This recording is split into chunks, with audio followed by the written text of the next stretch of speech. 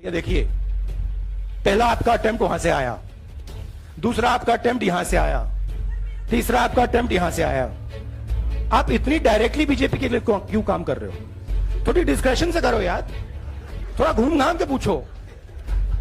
क्या आपको ऑर्डर दिया है क्या?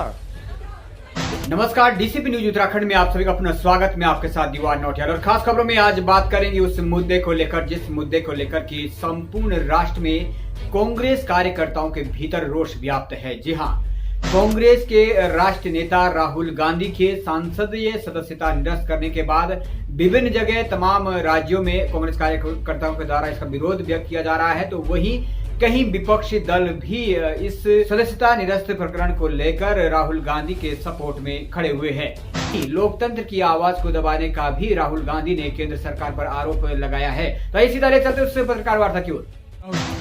नमस्कार, मैंने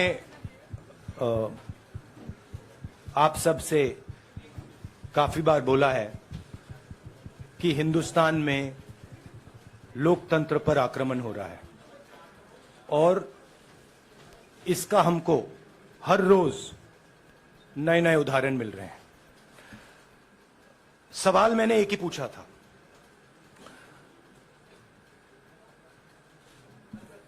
फाउंडेशन पे जाता हूं,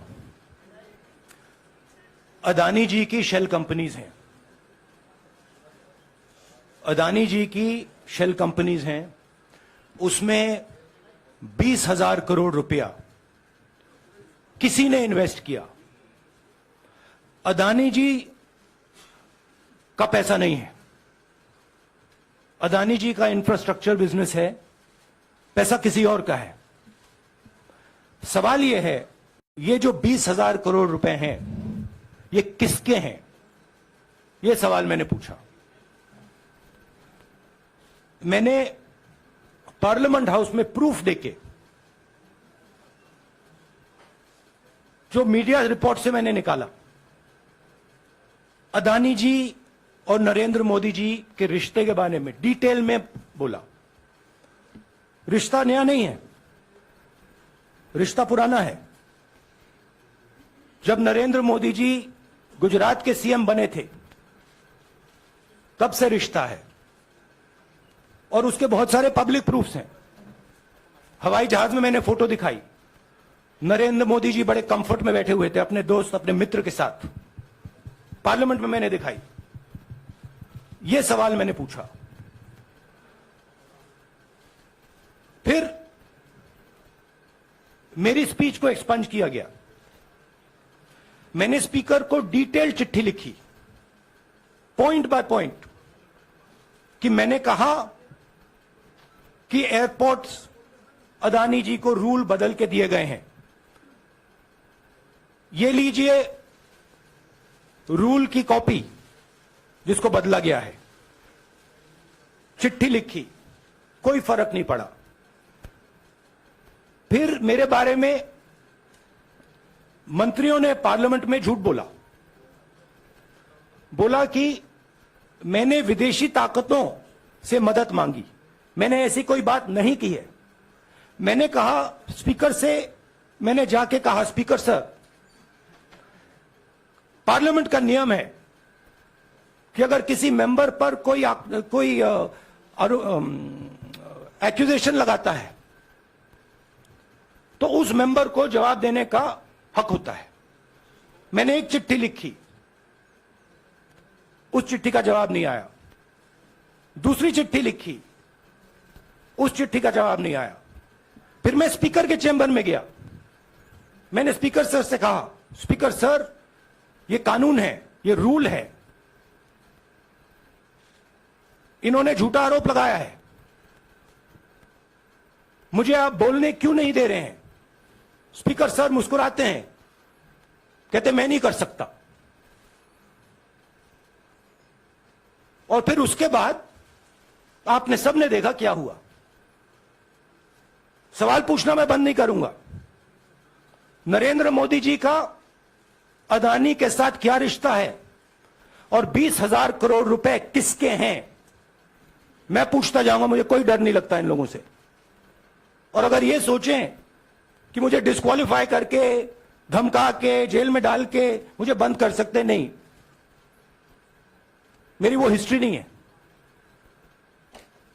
मैं हिंदुस्तान के लोकतंत्र के लिए लड़ रहा हूं और मैं हिंदुस्तान के लोकतंत्र के लिए लड़ता रहूंगा। किसी चीज से नहीं डरता हूं। यह सच्चाई है। अब आप सवाल पूछिए। एक एक करके प्लीज। हम आई से इट इन इंग्लिश ऑल्सो। मेरा सवाल यह है कि आप शहीदों के परिवार से आते हैं। आपकी दादी भी डिस्क्वालीफाई हुई, जनता के बीच गई, आप सत्ता में वापस आए। आज के दौर में राहुल गांधी भी डिस्क्वालीफाई हो गए हैं क्योंकि तमाम आपने इश्यूज को उठाया, चीन के इश्यूज को उठाया। क्या राहुल गांधी भी जनता के बीच में जाएंगे और वही वापसी फिर से करेंगे? राहुल गांधी भारत जोड़ो यात्रा में 4.5 महीने जनता के बीच में रहेंगे और वो मेरा काम है, वो मैं करता जाऊंगा। आज के हिंदुस्तान में जो पहले राजनीतिक पार्टियों को सपोर्ट मिलती थी, मीडिया से मिलती थी, बाकी इंस्टीट्यूशन से मिलती थी, वो नहीं मिलती है। तो ऑपोजिशन की पार्टीज को एक ही रास्ता है, जनता के बीच में जाने का। सर, भारतीय जनता पार्टी ने आप पर ओबीसी समुदाय के अपमान का आरोप लगाया है। इस पर आप क्या जवाब देना चाहेंगे भारतीय जनता पार्टी को? मैं पिछले भारत जोड़ो यात्रा में, आप मेरी कोई भी स्पीच देख लीजिए, मैं वहां कह रहा हूं सब समाज एक हैं, सबको एक साथ चलना चाहिए, भाईचारा होना चाहिए, नफरत नहीं होनी चाहिए, हिंसा नहीं होनी चाहिए। तो मेरी पोजीशन बिल्कुल क्लियर है। ये ओबीसी का मामला नहीं है, ये नरेंद्र मोदी जी और अदानी जी के रिश्ते का मामला है। 20,000 करोड़ रुपए जो अदानी जी को पता नहीं कहां से मिले, उसके बारे में मैं सवाल पूछ रहा हूं और उसका जवाब चाहिए। बीजेपी ध्यान को भड़काने की कोशिश करती है, कभी ओबीसी की बात करेगी, कभी विदेश की बात करेगी, कभी कुछ और बात करेगी, कभी डिस्क्वालिफिकेशन की बात करेगी, मगर सवाल यही है 20,000 करोड़ रुपए, $3 बिलियन किसका था? और वो अदानी का पैसा नहीं हो सकता।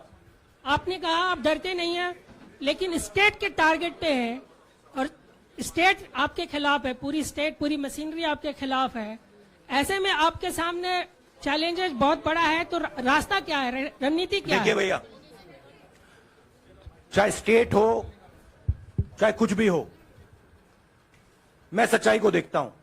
मुझे और किसी चीज में इंटरेस्ट नहीं है। मैं सच्चाई बोलता हूं। राजनीति में यह फैशनेबल बात नहीं है, मगर यह बात मेरे खून में है। मैं और कोई रास्ता निकाल ही नहीं सकता हूं। तो मेरा काम यह है, यह मेरी तपस्या है, जीवन की तपस्या है, उसको मैं करता जाऊंगा। चाहे मुझे डिस्क्वालीफाई करें, मारे पीटे, जेल में डाले, मुझे कोई फर्क नहीं पड़ता। मुझे अपनी तपस्या करनी है।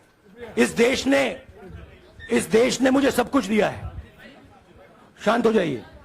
इस देश ने मुझे सब कुछ दिया है, प्यार दिया है, इज्जत दी है, इसलिए मैं ये करता हूं। राहुल सर, बीजेपी के जो लीडर्स आप पे अटैक कर रहे हैं उस पर आप क्या कहेंगे? और इसके अलावा वायनाड, वहां पर जब से खबर गई है, वहां पे लोग बहुत डिसबिलीफ में हैं, प्रोटेस्ट भी इरप्ट हो रहा है। आप अपनी कॉन्स्टिट्यूएंसी के लोगों को क्या कहना चाहेंगे? नहीं, मैंने सोचा है कि मैं अपनी, देखिए मैंने कॉन्स्टिट्यूएंसी में भी बोला कि वायनाड के लोगों के साथ मेरा पारिवारिक रिश्ता है, फैमिली प्यार का रिश्ता है। तो मैंने सोचा कि मैं वायनाड के लोगों के लिए अपनी एक चिट्ठी लिखूं उनके लिए कि मेरे दिल में उनके लिए क्या है। तो वो तो मैं रिजॉल्व कर दूंगा। उनका, देखिए, बीजेपी के नेताओं का काम यही है। देखिए, वो सब नरेंद्र मोदी जी से डरते हैं। कारण आप जानते हो। नरेंद्र मोदी जी ने कहा कि देखिए ध्यान हटाना है। वो सब जानते हैं अदानी जी और नरेंद्र मोदी जी का रिश्ता, सारे के सारे जानते हैं क्या रिश्ता है, सब जानते हैं, मगर डरते हैं। तो अगर नरेंद्र मोदी जी ने उनसे कहा कि भैया ध्यान उधर करो, ध्यान उधर करेंगे। मगर सवाल यही है 20,000 करोड़ रुपए किसका है? राहुल जी, पूरी कांग्रेस पार्टी, सर पूरी कांग्रेस पार्टी ये कह रही है कि आप चाहे वो गुजरात की कोर्ट ने आपको सजा सुनाई या आपका निलंबन हुआ, ये सब कुछ केंद्र सरकार, प्रधानमंत्री के इशारे पर हो रहा है। लेकिन बीजेपी कह रही है कि कानून ने अपना काम किया है। तो जो ये दलील है कि कानून ने आपको सजा दी है और उसी की वजह से आपका निलंबन भी हुआ है। इस पर आप क्या देखिए, कहेंगे कि आपको लगता है कि लीगल PM के मैटर इशारे है, पर ये हुआ है? लीगल मैटर है। मैं हिंदुस्तान के लीगल सिस्टम को रिस्पेक्ट करता हूं। मैं लीगल मैटर पे इस प्रेस कॉन्फ्रेंस में बात नहीं करना चाहता हूं। अगर आपके लीगल सवाल होंगे तो आप हमारी लीगल टीम से पूछ लीजिए। Sanjeev, 1 minute Sanjeev.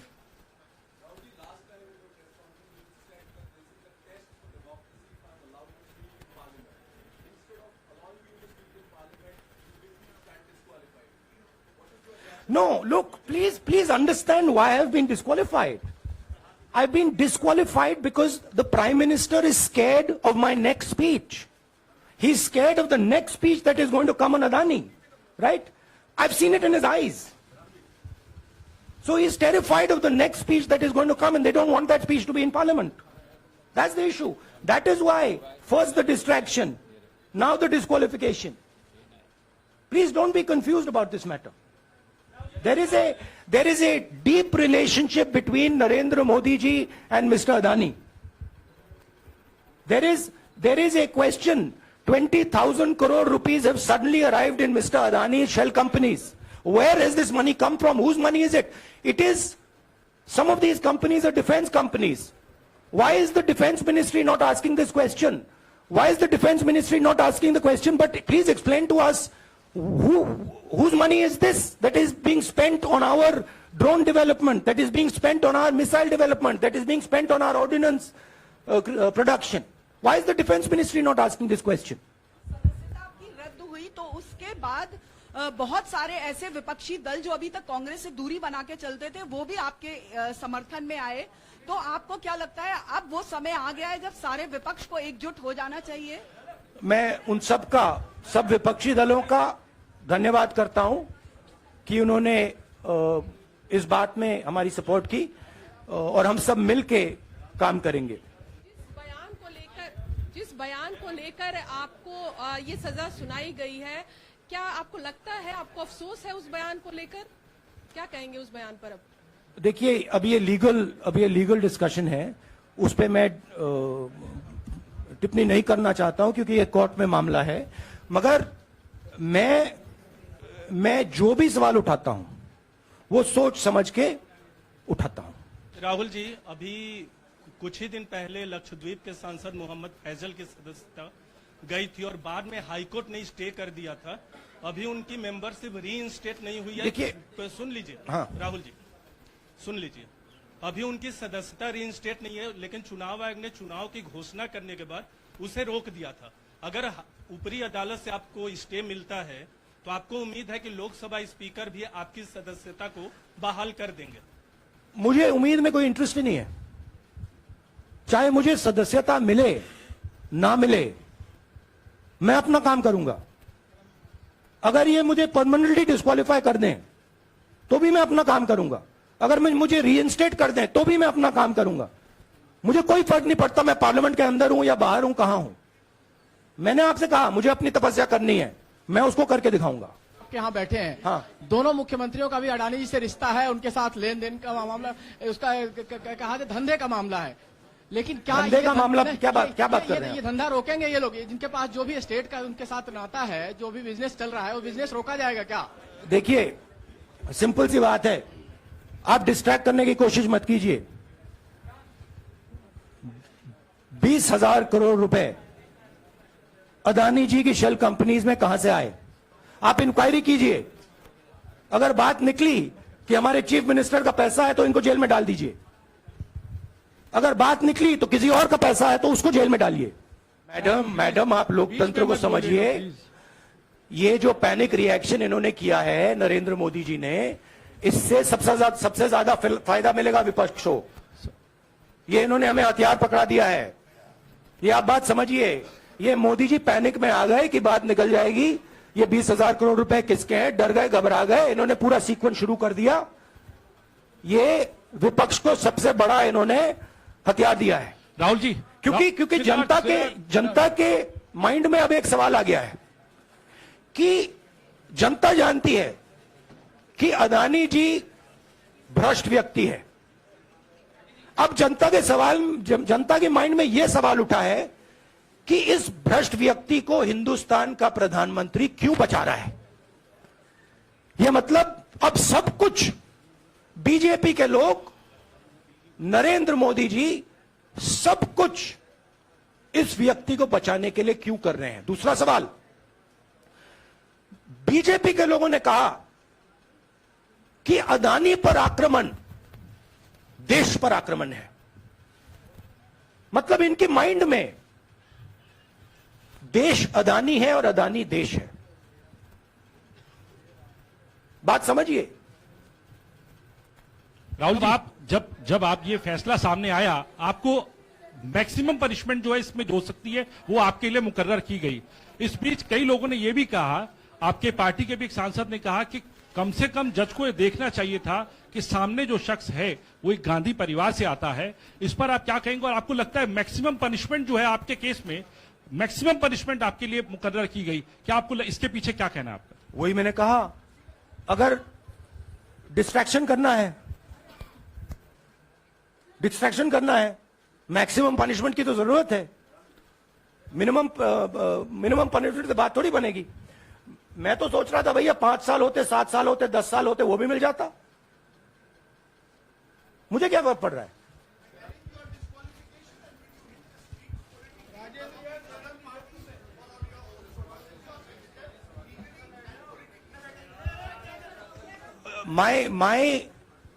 I have only one step, and that step is to fight for the truth in this country and to defend the democratic nature of this country that is under. Please let me finish, Rajdeep. Unless you want to answer it for me. You do that also sometimes. Yeah. So my job, as I see it, is to defend the democratic nature of this country. And I will do whatever I have to do to defend the democratic nature of this country. What does that mean? That means defending the institutions of this country. That means defending the voice of the poor people of this country. That means telling the people of this country the truth about people like Mr. Adani, who are basically exploiting the relationship they have with the Prime Minister. Please, 1 second, let's go. Look, see, these are legal matters. It makes me no difference. I told them, it makes me no difference if I'm disqualified, not qualified, whatever. It makes me no difference. Disqualify me for life. Put me inside jail. I will keep going. I will not stop. Mr. Gandhi, Yeah, Mr. Pallavi. Gandhi, two things here. One, are you worried or apprehensive about the political relevance of, say, the opposition and the Congress Do I look party worried to you? One. Second, Do I look worried to you? I'm excited. I'm happy that these people are giving me the best gift they could give me. And second, Mr. Gandhi, is that BJP's reaction since yesterday is that if you hadn't torn the ordinance then perhaps you wouldn't be facing the law today. Your response to that? My response to that is that when somebody is guilty of something, they want to distract everybody's attention. Right? If you catch a thief, the first thing he says is, I didn't do it. The second thing he says, look there, look there, look there, look there. Right? That's what the BJP is doing. We have caught 20,000 crore rupees entering Mr. Adani's companies. Nobody knows whose money that is. That money cannot be Mr. Adani's money. He does not generate this type of money. So that money has come from someone.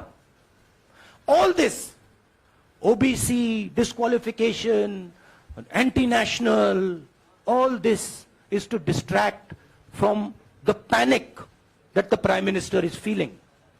That his relationship with Mr. Adani is going to be exposed. Let me tell you, that relationship is going to be exposed.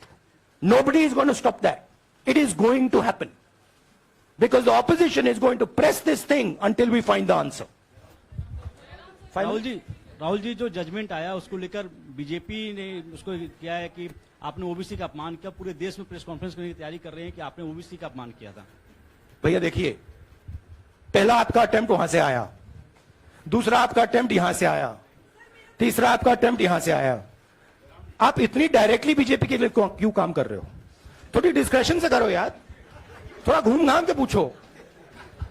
क्या आपको order दिया है क्या? देखो मुस्कुरा रहे हैं।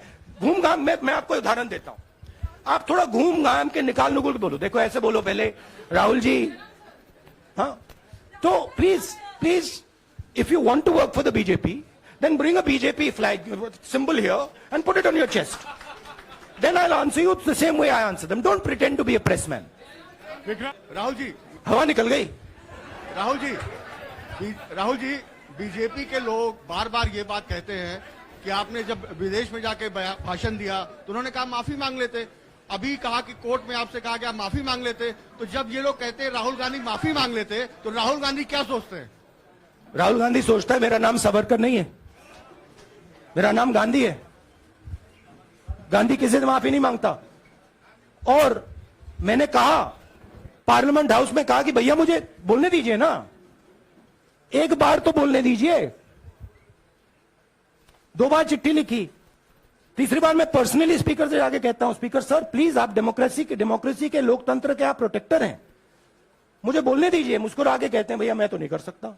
आप नहीं कर सकते तो कौन कर सकता है? शायद मुझे जाके मोदी जी से पूछना पड़े, वो तो करने नहीं देंगे। तो मेरा जो पॉइंट है, इस देश में लोकतंत्र खत्म हो गया है। इस देश के लोग जो इनके दिल में है, हमारे दिल में है, बोल नहीं सकते हैं। इस देश के इंस्टीट्यूशन पर आक्रमण हो रहा है। और उस आक्रमण का मैकेनिज्म क्या है? उस आक्रमण का मैकेनिज्म नरेंद्र मोदी जी और अदानी जी का रिश्ता है, वो फाउंडेशन है।